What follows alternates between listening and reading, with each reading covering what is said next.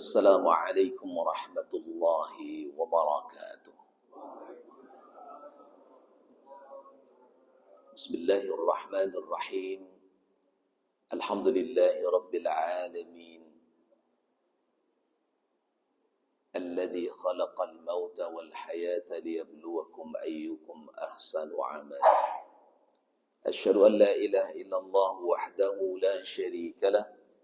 وأشهد أن محمدا عبده ورسوله لا نبي بعده رب اشرح لي صدري ويسر لي أمري واحلل عقدة من لساني يفقهوا قولي.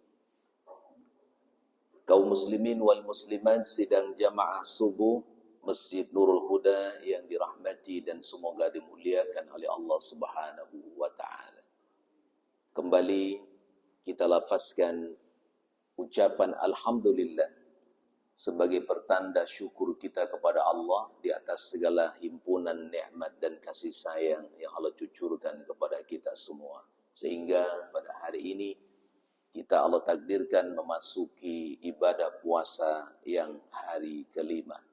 Semoga seluruh rangkaian ibadah Ramadan kita Allah sampaikan kita kepada babak akhir menjadi pemenang dan derajat muttaqin di hadapan Allah Subhanahu wa taala. Amin ya rabbal alamin. Salawat dan salam kepada Rasulullah sallallahu alaihi wasallam. Allahumma salli ala sayyidina Muhammad wa ala ali Muhammad. Assalamu alayka ya Rasulullah. Siapapun kita, pasti kita tidak pernah ada satupun yang ingin hidup dalam merugi. Apapun aktivitas yang kita buat, pekerjaan apapun yang kita lakukan, pasti ingin mendapatkan pencapaian yang mendapatkan keberhasilan dan keberuntungan. Namun kaum muslimin, Bapak Ibu yang dimuliakan Allah, ternyata agama kita memberikan gambaran melalui lisan Rasulullah sallallahu alaihi wasallam bahwa ternyata tetap ada orang-orang yang masuk dalam kelompok orang-orang yang merugi. Kenapa hal ini perlu kita sampaikan? Agar kita tidak masuk dalam kelompok orang yang merugi itu. Agar kita dimasukkan oleh Allah dalam barisan orang-orang yang sukses, berhasil, berjaya, dan mendapatkan keuntungan yang besar di hadapan Allah Subhanahu wa ta'ala. Dalam sebuah hadis yang diriwayatkan Imam At-Tirmizi yang datang dari Abu Hurairah radhiyallahu anhu, di mana Rasulullah sallallahu alaihi wasallam menjelaskan kepada kita Bapak Ibu yang dimuliakan Allah, berdasarkan hadis yang singkat ini, ada 3 kelompok manusia yang akan selalu berada dalam kerugian. Apa kata Nabi sallallahu alaihi wasallam? Raghima anfu rajulin Zukirtu indahu falam yusalli alayya. Wa raghima anfu rajulin dakhala alayhi Ramadan summan salakha qabla an yufaralah. Wa raghima anfu rajulin man adraka abawahi al-kibar falam yudkhilahu al-jannah. Kata Nabi SAW, ada 3 orang yang merugi berdasarkan hadis ini. Yang pertama, siapa mereka orang yang merugi itu? Kata Nabi, Zukirtu indahu falam yusalli alayya. Orang yang disebutkan namaku di sisinya, disebutkan namaku di hadapannya, disebutkan namaku bersamaan dengannya, ya, di hadapannya. Tetapi kata Nabi SAW, falam yusalli alayya. Mereka tidak mau bersolawat kepadaku. Maka orang ini termasuk orang yang merugi.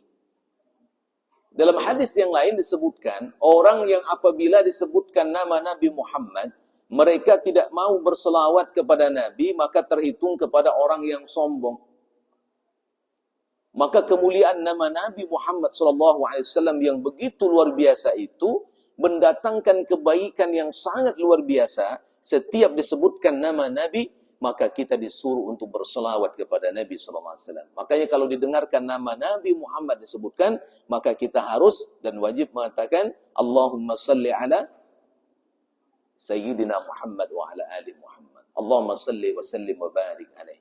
Atau dengan selawat yang diajarkan yang lain. Ya, minimal sallallahu alaihi wasallam. Kena cuk kita mendengar tu dalam kajian guru-guru awak, nama Nabi disebut. Tapi kadang-kadang awak cuek saja. Tak ikut kita mengagungkan nama beliau dengan berselawat kepada beliau. Sering kita dengar Bapak Ibu. Dan kita pun sudah paham bahawa yang berselawat kepada Nabi ini tidak hanya kita disuruh. Tetapi Allahnya sendiri. Allah itu sendiri. Zat yang maha agung itu sendiri. Yang mencontohkan bahawa Allah sendiri bersolawat kepada Rasulullah sallallahu alaihi wasallam, dan disuruh para malaikatnya yang suci itu untuk bersolawat kepada Nabi. Dalam surah Al-Ahzab disebutkan, Inna Allaha wa malaikatahu yusalluna 'alan nabi ya ayyuhalladzina amanu sallu alaihi wa sallimu taslima. Sesungguhnya Allah Subhanahu wa taala dan para malaikatnya bersolawat kepada Nabi. Maka Allah katakan, hai sekalian orang-orang yang beriman, sallu alaihi wa sallimu taslima. Allahumma salli ala sayyidina Muhammad wa ala ali Muhammad. Assalamu alayka ya Rasulullah. Ya, jadi buat ni. Salawat dan ucapkan salam kepada Nabi. Ketika ayah bunda sampai di kota suci Madinah Al-Munawwarah, kemudian kita memasuki Raudhah. Di sampingnya ada makam Rasulullah sallallahu alaihi wasallam, ada makam Abu Bakar As-Siddiq, ada makam Sayyidina Umar bin Khattab radhiyallahu anhu. Maka kemudian Bapak Ibu muliakan Allah, kita sangat dekat dengan Nabi di waktu itu. Jaraknya begitu dekat. Maka hati kita begitu luar biasa. Rindu yang Masya Allah tidak bisa digambarkan. Begitu sangat indahnya salawat kita bacakan. Kita ingin melihat lebih dekat bagaimana makam Rasulullah. Namun tak dibolehkan oleh para petugas yang ada di sana. Dari jauh kita melambaikan tangan. Assalamualaikum ya Rasulullah. Assalamualaikum ya Safwatullah. Air mata kita jatuh. Begitu menahan rindu yang luar biasa. Apalagi kemudian ketika para mutawif kita mengatakan, ayah bunda besok kita akan meninggalkan kota Madinah dan sebentar lagi kita akan pulang menuju kampung halaman. Itu sedihnya luar biasa. Sedih dalam arti berpisah dengan Rasulullah. Berpisah dalam makna dekat hari ini kita jaraknya dengan Nabi. Tapi kemudian hari ini kita akan menjauh secara fisik. Tetapi walaupun secara fisik kita menjauh Bapak Ibu, secara batin kita mendekat. Hari ini kita berselawat kepada Nabi, walaupun di Masjid Al-Huda, Nurul Huda tempatnya. Sampai enggak kepada Nabi yang berada di Madinah sana? Sampai. Bapak Ibu, yang dimuliakan Allah Subhanahu wa ta'ala. Maka fadilah selawat itu banyak diyakini untuk mendatangkan keutamaan yang luar biasa. Apa sebab? Karena ada sebuah hadis Nabi yang mengatakan, kalau kita berselawat kepada Nabi, man shalla alayya wahidatan sallallahu alaihi asyran. Barang siapa yang berselawat kepada Nabi cuma satu kali saja, maka Allah berselawat kepada kita berapa kali? 10 kali. Man shalla ya alaihi wahidatan sallallahu alaihi asyran. Maka Allah akan berselawat 10 kali. Itu menunjukkan bahawa satu selawat yang kita bacakan untuk Nabi dibalas oleh Allah Subhanahu wa taala dengan 10 selawat. Betapa tingginya fadilah selawat itu. Makanya Bapak Ibu dulu pernah kita sampaikan bahawa ada orang-orang yang luar biasa yang merasakan fadilah selawat itu begitu luar biasa. Apalagi kalau kita memperbanyak selawat di hari Jumat. Kalau Bapak Ibu memperbanyak selawat di hari Jumat, fadilahnya apa? Kata Nabi SAW, barang siapa yang memperbanyak selawat Nabi di hari Jumat, maka mereka akan bersamaku dalam surganya Allah Subhanahu wa ta'ala. Mau enggak berdampingan dengan Rasul dalam surga besok? Siapa yang enggak mau? Cuman kita memalih. Ya? Nak masuk surga, nak dokek je Nabi. Selawat, tak mau. Tapi bukan Masjid Nurul Huda nih. Nurul Huda nih rajin bersolawat. Ini orang-orang hebat, santiang-santiang. Sesadanya kok. Ibu-ibu. Nah, oleh karena itu biasakan, apalagi ini bulan yang suci, kesempatan yang mulia, begitu sangat dekat dengan Allah, maka hari ini kita tanamkan rasa cinta yang mendalam kepada Rasulullah SAW. Maka ketika disebutkan namaku di sisinya, maka hendaklah dia bersolawat kepadaku, kata Nabi SAW. Dulu kita ulang lagi cerita ini, pernah kita sampaikan. Ada seseorang yang luar biasa, amalnya luar biasa, kekayaannya luar biasa, perusahaannya luar biasa, rumahnya mewahnya luar biasa, kendaraannya mahal. Tetapi luar biasanya beliau ini, dia orang kaya, tapi tak nampak berlagak seperti orang kaya. Beda sama orang kita. Nyo ndak kayu, tapi lagak sama dia orang kayu. Ya Pak? Kan kadang-kadang kita begitu kan? Kayu tidak lagak sama dia orang kayu. Beliau ini kaya luar biasa, nggak berlagak seperti orang kaya. Saya bertemu dengan istrinya, Bapak Ibu mulakan Allah, tak nampak seperti orang kaya. Ya, apa maknanya? Tidak ada, kalau duduk di sampingnya, kemudian ngobrol, bercerita, itu tidak ada rasanya apa? Rasa kesombongan itu enggak ada. Seperti biasa saja. Nah, ini orang-orang yang Masya Allah. Sehingga beliau pernah mengatakan, apa kata beliau? Kalian jangan pernah takjub melihat rumahku. Jangan pernah kalian silau melihat hartaku. Jangan kalian kemudian merasa ya minder melihat apa yang aku miliki. Semua ini bukan punyaku, kata beliau. Ini semua hanya punya Allah Subhanahu wa taala. Allah hanya titipkan kepadaku sesaat.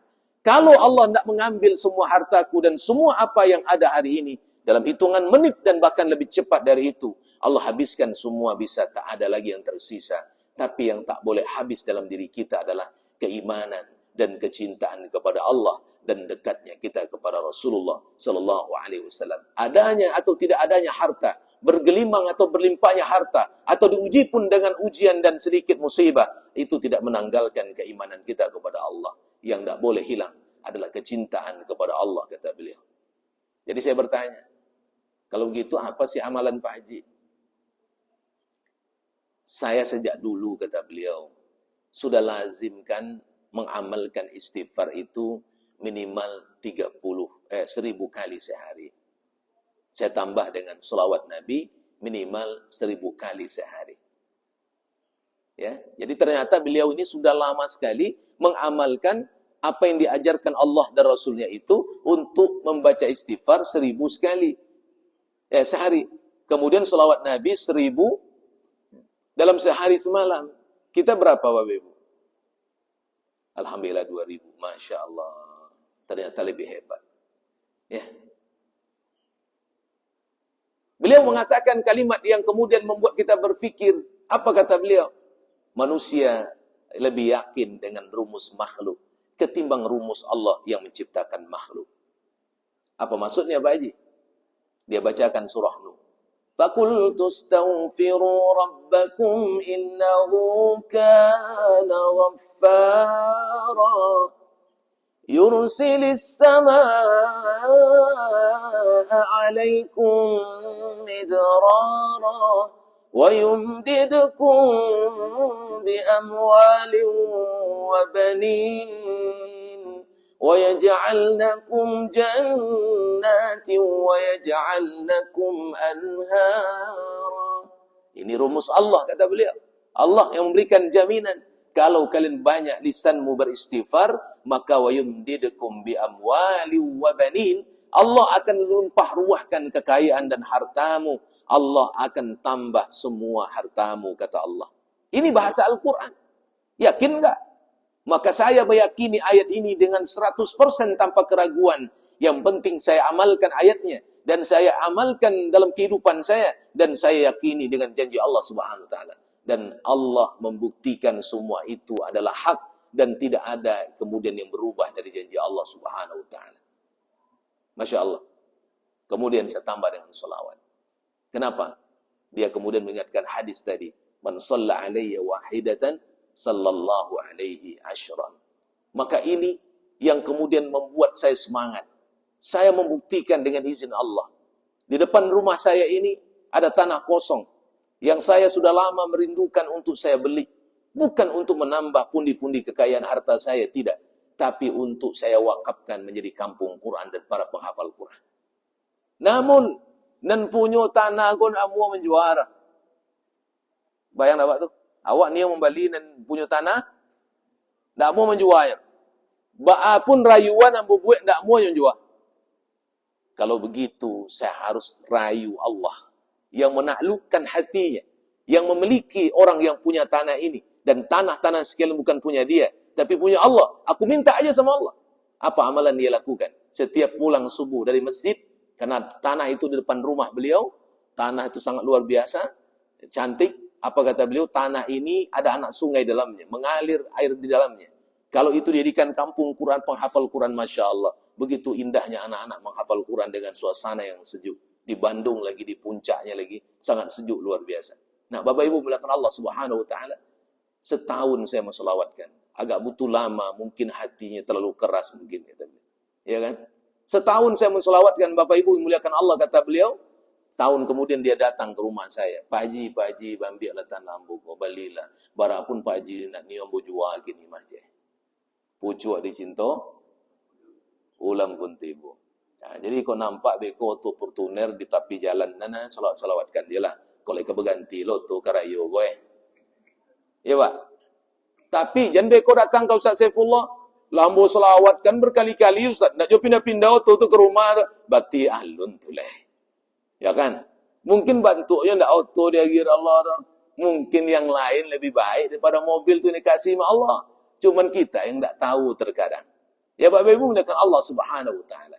Ini pengalaman yang luar biasa dari seseorang yang pernah mengamalkan dan selalu mengamalkan tentang keindahan salawat Nabi yang dibacakan selalu kepada Rasulullah sallallahu alaihi wasallam. Maka wajar Nabi mengatakan, merugi seseorang yang kalau namaku disebutkan tapi mereka tidak mau berselawat kepadaku atau pelit dan sombong menyebut namaku, kata Nabi sallallahu alaihi wasallam. Semoga kita menjadi ahli selawat. Amin ya rabbal alamin. Yang kedua, wa raghima anfu rajulin dakhala alaihi Ramadan summan salakha qabla ayyu faralah. Sungguh merugi seseorang apabila Ramadan telah masuk ke dalam kehidupannya, lalu kemudian itu bahkan Ramadan meninggalkan mereka, sementara kata Nabi, dosa mereka belum terampuni dan terangkat kepada Allah Subhanahu Wa Ta'ala. Ini berat Bapak Ibu. Bukankah yang menyebabkan hidup kita tidak aman dan tidak nyaman adalah tumpukan dosa? Bukankah yang membuat kita gelisah dan risau dan tidak bahagia adalah karena maksiat dan dosa yang pernah kita buat? Maka oleh karena itu, Ramadan sebagai bulan pembakaran, maka dijadikan dia sebagai tempat dan waktu untuk membakar semua dosa yang kita lakukan. Sehingga akhirnya, apa yang dikatakan Nabi itu layak kita miliki. Apa kata Nabi? Idza jaa Ramadan, futihat abwabul jannah, wa wulliqat abwabun nar, wa suffidatis syayatin. Kalau datang Ramadan, dibukakan pintu surga, dikunci pintu neraka, dirantai segala syaitan. Betul? Betul. Pertanyaannya, kalau Nabi mengatakan dibuka pintu surga, apakah surga itu terbuka untuk kita? Kalau Nabi mengatakan dirantai dikunci segala pintu neraka, apakah pintu neraka itu betul-betul terkunci untuk kita? Kalau Nabi mengatakan dirantai segala syaitan, apakah betul syaitan itu terantai dalam diri kita? Jangan-jangan payah merantainya. Kalau inyo subana, yang inyo tubana yang jadi syaitan. Ya enggak? Kan banyak juga kan orang puasanya makan siang hari. Ya enggak? Kalau gitu setan mana yang akan dirantai lah Pak? Jangan-jangan surga itu enggak terbuka untuk kita. Kalau seandainya dosa kita enggak terampuni, bagaimana surga itu akan terbuka untuk kita? Kalau dosa-dosa kita tidak terampuni, bagaimana neraka itu akan ditutup dan dikunci untuk kita? Kalau kita sendiri yang memperturutkan hawa nafsu, kita sendiri yang bersekongkol dan berkawan dengan syaitan itu, bagaimana syaitan itu akan dirantai? Maka oleh karena itu Bapak Ibu yang muliakan Allah Subhanahu wa taala, maka amalan-amalan taubat kita akan mengantarkan dosa-dosa kita terampuni. Sehingga ulama menyebutkan dalam kitab Tuhfatul Al-Ahwazi, disebutkan apa yang maksud dengan insalaha qabla ayyufarala, maka disebutkan di situ ai bimakna, kata mereka, yakni ya falam yatub, mereka merugi karena mereka tak bertaubat. Yang kedua kata ulama, falam yu'azzim bil mubalaghati fi ta'ati, ya, mereka tidak maksimal, mereka tidak sungguh-sungguh menyiapkan waktu-waktu Ramadan dengan sepenuh amal yang luar biasa. Makanya wajar Nabi mengatakan, orang yang saramaniko, orang yang waktu istimewa dihadirkan, kesempatan hebat dan luar biasa diberikan, tapi mereka tidak mau mempergunakan dengan baik, maka mereka adalah orang-orang yang merugi. Mohon maaf Bapak Ibu. Kalau ada sebuah tempat dan itu diberikan jaminan, barang siapa yang sakit maka datanglah ke tempat ini, maka diberi garansi 100% sembuh dengan izin Allah. Datang enggak Pak ke situ? Hah? Datang. Kenapa Pak? Berharap sembuh. Barang siapa yang datang ke tempat ini, maka kami berikan tumpukan harta yang terbaik dalam kehidupan mereka. Datang enggak kita? Datang. Karena kita akan mendapatkan kekayaan yang luar biasa. Kata Nabi SAW, Ramadan ini bulan pembakaran dosa. Dosa kita banyak. Mau enggak kita sungguh-sungguh mengamalkan amalan yang spesial dalam bulan ini, sehingga dosa kita terangkat? Ternyata tidak semua orang yang mau.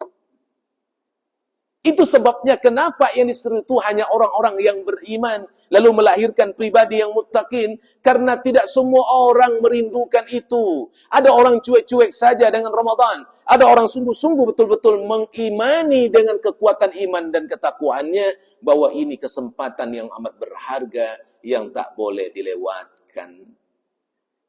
Bapak Ibu, maka apa tugas kita? Tugas kita adalah memperbanyak istighfar dan taubat. Dulu udah pernah kita sampaikan sebelum Ramadan, bahwa orang-orang yang jatuh pada dosa itu disebabkan karena kebodohan mereka. Siapa yang akan diangkat kebodohannya menjadi orang yang cerdas? Summa yatubuna min qarib. Orang-orang yang mau bertaubat segera mungkin kepada Allah. Makanya Allah katakan, takwa itu hanya dimiliki oleh orang-orang yang melahirkan kesegeraan kepada taubat dan keistighfarnya. Itu melahirkan pribadi yang muttaqin. Wasari'u ila maghfiratin min rabbikum wa jannatin 'arduha as-samawati wal ard u'iddat lil muttaqin. Bersegeralah kalian menuju keampunan dari Allah, yang surga itu seluasnya luas langit dan bumi, hanya disiapkan u'iddat lil muttaqin, diberikan kepada orang-orang yang bertakwa. Apa isi takwa itu? Amalan. Kalau disebutkan mereka bertakwa, isinya amalan. Di dalam ayat lanjutannya adalah alladzina yunfikuna fis sarra'i wad dharra wal kadhiminal ghaidh wal 'afina 'anil nas. Maka baru disebut mereka orang-orang yang muhsinin. Allah cinta kepada mereka, orang suka berbuat baik. Kenapa? Karena mereka merindukan Allah dalam ketaatan yang spesial untuk mendapatkan kehormatan dan kemuliaan yang luar biasa. Maka Bapak Ibu, kesempatan kita, mumpung ini hari yang keberapa? Hari yang kelima, maka mari kita maksimalkan Ramadan dalam target amal luar biasa. Kemarin, asar saya sholat di Masjid Al-Husna. Mereka punya program yang luar biasa menurut saya. Dalam 7 hari, wajib khatam Quran. Ya, itu program di antara mereka yang mereka angkat. Jadi mendaftar dulu. Siapa yang mau ikut daftar. 7 hari berarti 4 juz 1 hari. Duduk tafakur di masjid pagi sampai siang, ya. Yang lapang waktu, silakan pilih waktunya. Yang penting 4 juz 1 hari. Maka kemudian 7 hari sudah khatam sekali. Kalau 7 kali khatam sekali, berarti berapa kali khatam dalam sebulan? 4 kali. Masya Allah. Saya tanya, bisa Pak? Alhamdulillah Ustaz. Bisa ternyata. Jadi kalau selama ini kita nggak pernah khotam, berarti kita yang nggak mau menyiapkan waktu untuk baca Quran. Dengan alasan sibuk. Amat rugilah kita Bapak Ibu. Masya Allah. Maka kalau bisa, dibuat motivasi yang luar biasa. Kalau ada satu keluarga besar, buat kompetisi dalam memotivasi anak cucu kita. Atuknya tampil, atau neneknya tampil. Dibuat grup keluarga. Contoh, barang siapa yang lebih awal khatam di antara keluarga besar kita, nenek siapkan THR. Perlu nggak itu? Anak-anak cucu kita tuh kan butuh reward. Itu namanya pancingan. Iya. Hah? Kalau nenek yang khatam, siapa yang siapkan hadiahnya? Atuknya. Yang berat tuh kalau atuknya khatam, oh nenek dapat 2 beban ya. Luar biasa. Iya. Atuk nak pernah cukui? Jual apa kan bayi itu? Bapak Ibu, bahkan Allah Subhanahu wa taala. Itu ada keluarga yang buat begitu Bapak Ibu. Masya Allah.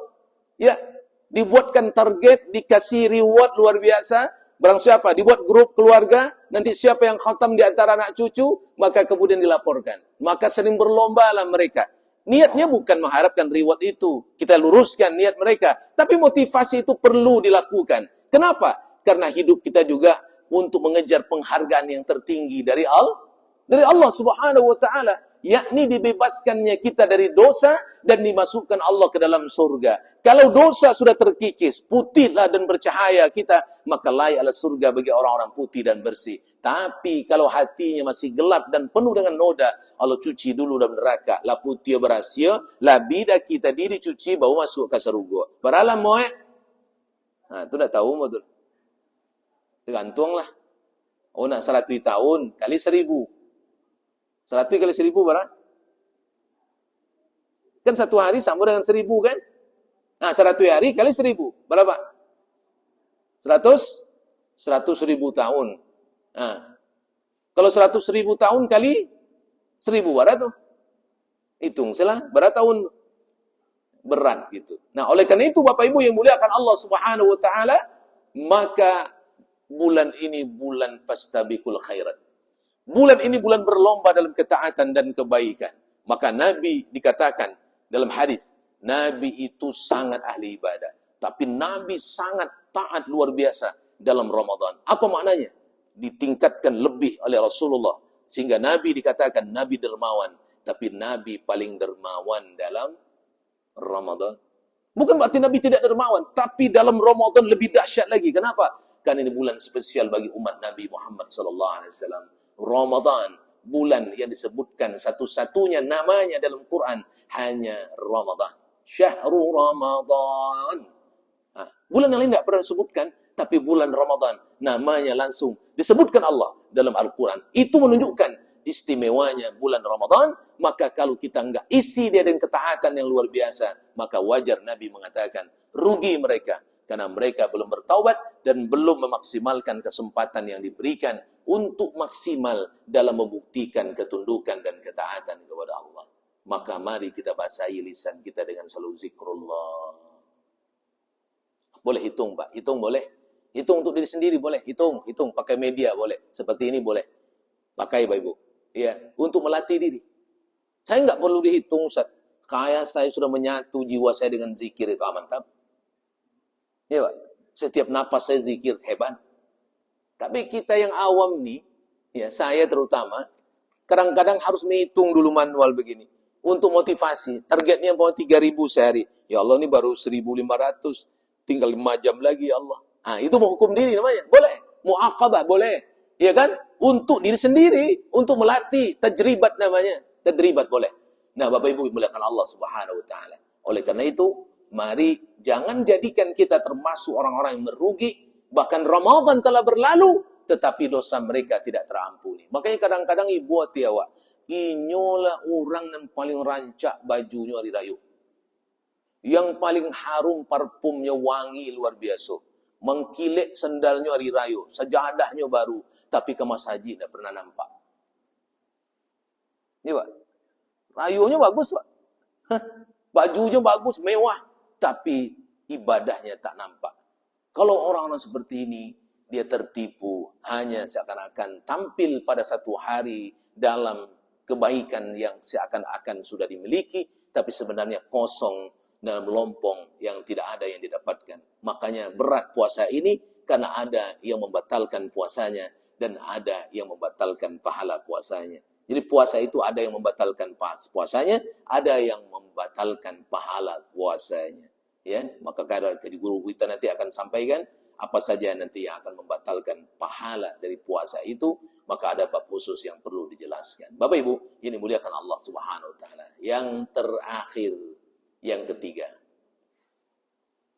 Siapa yang merugi yang ketiga, kata Nabi sallallahu alaihi wasallam, wa raima anfu rajulin man adraka abawaihi al-kibar falam yudkhilahul jannah. Orang yang menemukan orang tuanya yang sudah mulai tua, tapi mereka justru tidak masuk surga karena hadirnya orang tua itu. Bapak Ibu yang muliakan Allah, agak sensitif selalu saya sampaikan. Saya sejak 2015 sampai 2023 Februari full jadi imam di Masjid Ar-Rahman. Sejak 2023 Februari saya mengajukan untuk pengabdian dan non-seleri. Karena saya nggak bisa full bertanggung jawab lagi. Karena tadi seperti saya sampaikan bolak-balik harus bawa jamaah umroh. Selama itu menjadi imam Bapak Ibu. Kalau ada jenazah datang, saya tak pernah mau jadi imam. Kecuali kalau sudah terakhir sekali tidak ada lagi yang mau jadi imam. Tapi kalau sholat 5 waktu saya akan jadi imam. Karena itu amanahnya. Tapi sholat jenazah saya nggak mau jadi imam. Sebelum ahli warisnya tegak berdiri untuk maju ke depan menjadi seorang imam. Bagi ayah dan ibunya, di kala terakhir, ia harus mensolatkan orang tuanya. Saya tak berhak maju. Kecuali kalau tak ada nanti gak maju, tidak solat jenazah itu awak maju leh. Atau kemudian anak-anaknya menyerah. Kami tak sanggup Pak Ustaz. Ustaz lah ya. Baru kita maju. Tapi saya di awal tak akan pernah maju. Kenapa? Disitulah kita kadang-kadang sedih Bapak Ibu yang muliakan Allah. Anaknya datang dengan mobil mewahnya Alphard. Dari jauh dia tengok orang tuanya. Bahkan ibu kita itu mengatakan, apa kata mak kita? Nah, ibu tak pernah menyuruh kalian memandikan ibu. Tapi ada kalanya di terakhir kehidupan ibu. Ibu tak sanggup lagi untuk mandi sendiri. Kalian yang akan memandikan ibu. Maka hari itu kami, ayah ibu, menuntut kalian, harus kalian memandikan ibu. Nah, ayahnya berkata, ayah tak pernah menyuruh kalian untuk memasangkan baju ayah. Tetapi ada kalanya ketika ayah tak lagi bisa memasang baju sendiri. Nah, kalian yang akan memasangkan baju terakhir untuk ayah. Tapi di kala itu pun anaknya tak sanggup memasangkan baju untuk ayahnya. Ekonominya hebat, hidupnya cemerlang, tetapi tak mampu memasangkan baju terakhir untuk ayahnya. Tak mampu memandikan maknya di kala terakhir itu. Orang lain juga ini disuruh memandikannya. Alangkah ruginya kita punya anak seperti ini. Itu menandakan mereka tidak berbakti kepada orang tuanya. Karena mereka hanya sibuk dengan dunia. Tapi mereka tak peduli dengan orang tuanya. Maka kata Nabi SAW, anak-anak yang seperti ini tidak akan masuk surga, kata Nabi SAW, disebabkan kedurhakaan mereka kepada kedua orang tuanya. Maka hitung-hitunglah diri kita hari ini sebagai orang tua. Saya juga sebagai orang tua.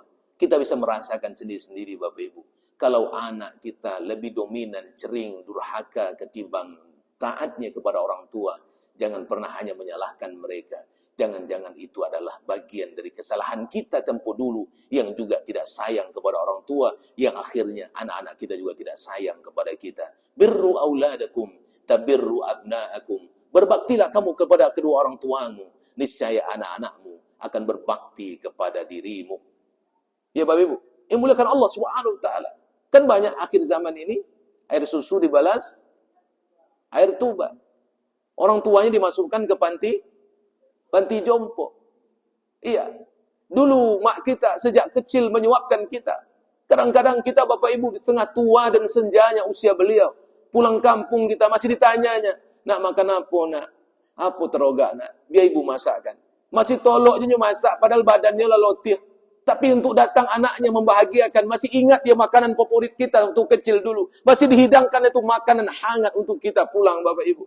Itu orang tua kita. Kita bisa merasakan hari ini sebagai orang tua. Maka orang tua kita adalah surga yang disiapkan Allah untuk kita. Ridallah fi ridal walidain wa sukhtullah fi sukhtil walidain. Maka oleh karena itu, mari kita jaga kehormatan dan wibawa orang tua kita. Kalau mereka sudah tiada, maka jadilah anak yang soleh. Infakkan harta, niatkan pahala untuk mereka, kirim doa setiap saat, karena mereka sedang menunggu itu, kata Nabi SAW. Mudah-mudahan kita menjadi anak yang berbakti dan terbebas dari kerugian, menjadi seorang anak yang hanya durhaka kepada orang tua, yang membuat mereka sedih. Maka kalau pulang kita masih hidupnya, datang cium tangan, ma, jandi bayang bau salah ya ma, jandi anggap kami zalim ya ma, minta ridho mereka. Ridho mereka. Kalau mereka sudah ridho, maka sukses itu pasti menanti kita. Sukses yang terbaik adalah ketika orang tuamu ridho dengan apa yang engkau lakukan. Cerita terakhir, saya punya guru seorang ustadz yang dulu memotivasi saya ketika awal hijrah Pekanbaru. Beliau sudah diwafatkan, Allah yarham, semoga Allah ampuni beliau, rahmati beliau. Dia bercerita tentang pengalaman keluarganya. Dulu saya punya paman kaya raya di Jakarta, bekerja di perusahaan bergengsi di Indonesia. Dia dipercaya oleh perusahaan menjadi orang nomor 1 di perusahaan itu. Tapi orang tuanya dia tidak hormati. Datang orang tua ke Jakarta, istrinya baru sehari, ayahnya di situ lah ditanya, bilu ayah kok pulang ke bang. Coba yang dapat tu. Kalau apa ada mintu atau ngawak bau tibo bau nyu mengecek jo laki jo anak awak. Bilu ayah kok pulang. Pulang tak apa hari itu langsung. Hah? Nyo ambil tas pulang itu. Tak suku kalau nak bosiku doy. Okey tu. Pulang ayahnya dikasih cuma ongkos saja. Hidupnya penuh kemewahan. Bapak Ibu memuliakan Allah. Apa yang terjadi? Ada kekecewaan di hati ayahnya. Walaupun seorang ayah enggak boleh juga bersikap seperti itu, tetapi terlanjur kemudian kecewaan itu hadir di hatinya, menyeletuk di hatinya. Dulu engkau susah, kita susah. Ayah yang berkorban untuk menjual semua harta demi engkau sukses. Hari ini engkau sukses nak, tapi engkau tak ingat ayah. Sedih hati ayah. Bapak Ibu memuliakan Allah, sebulan setelah itu dia dituduh korupsi oleh perusahaan dan kemudian dipecat dari perusahaan dan dituruh mengganti semua uangnya. Maka semua rumah dan hartanya terjual, hutangnya pun tak selesai. Akhirnya dipecat dari perusahaan. Pulang kampung, apa kerjanya? Bawa kebun cabenya, Pak. Kebun cabai dia, kata beliau. Ini paman ini cerita ke beliau sebagai ibrah untuk anak kemenakannya. Kebun cabai paman itu bagus, hebat cabainya. Hijau daunnya, lebat buahnya. Begitu luar biasa saya bahagia, kata pamannya. Seminggu nak panen busuk saudara. Saya jual kentang di pasar. Saya jual kentang. Kentang orang tak busuk, kentang bos orang tak busuk. Menangis saya kepada Allah, namun orang tua telah tiada. Dia sudah berkubur dalam tanah. Tak bisa lagi aku minta maaf kepadanya. Ini karena salah aku kepada orang tuaku. Apalagi penyesalan itu di akhir ketika orang tua telah tiada. Aku tidak membayar kesalahan itu, tapi mereka sudah di dalam kubur. Maka itulah penyesalanku yang amat besar. Karena itu aku sampaikan kepada kalian, kata beliau kepada keponakannya. Jangan contoh paman yang terlanjur tamak dengan dunia sampai orang tua disesiakan. Oleh itu Bapak Ibu memuliakan Allah. Ini ibrah dan pelajaran bagi kita agar kita tidak termasuk orang-orang yang merugi. Mudah-mudahan Allah memberkahi kita semua dan menjadikan orang tua kita jalan menuju surganya Allah Subhanahu wa taala. Subhanakallahumma wa bihamdik asyhadu an la ilaha illa anta astaghfiruka wa atubu ilaik. Assalamualaikum